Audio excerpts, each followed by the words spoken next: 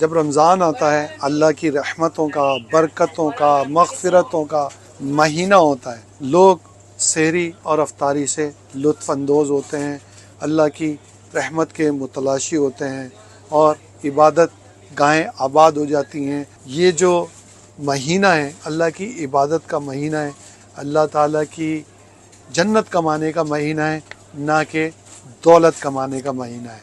अरब ममालिक में मैंने यहाँ पे ये देखा, यहाँ पर रमज़ान अभी शुरू नहीं हुआ, 15 दिन पहले, 1 महीने पहले ऑफ़र्स आनी शुरू हो गई और तकरीबन कीमतें जो रेगुलर प्राइस थे उससे 70 से 25% प्राइजेस नीचे चले गए। रमज़ान में दूध का इस्तेमाल ज़्यादा होता है, आप देखें कि दूध भी इन्होंने इसके भी प्राइस जो आम रेगुलर प्राइस थे उससे भी कम कर दिए हैं। सब्जियों के दाम कम हो चुके हैं, फ्रूट के दाम कम हो चुके हैं, इसी तरह अंडे हैं, ब्रेड है, इन सब के दाम कम हो चुके हैं। ये दालें हैं आपके सामने लगी हुई हैं, इनके दाम भी कम हो चुके हैं। ये गोश्त बना रहे हैं, रमज़ान में लाजिम बात है गोश्त भी खाया जाता है, इसके भी प्राइस कम हो चुके हैं। इस तरह के ब्रोशर हैं, इसके ऊपर आप देखें ये खाने के सारे आइटम है, इसके प्राइस कम हो चुके हैं।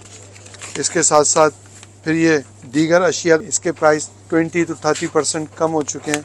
फिर अगर पीछे आप आएँ तो मशरूबात हैं, इनके प्राइस कम हो चुके हैं। किस वजह से ये दाम कम हुए हैं? रमज़ानुल मुबारक की वजह से। यहाँ लोग रमज़ान में कीमतें कम करके लोगों को आसानियाँ फराहम करते हैं और ये एक बहुत बड़ी नेकी है।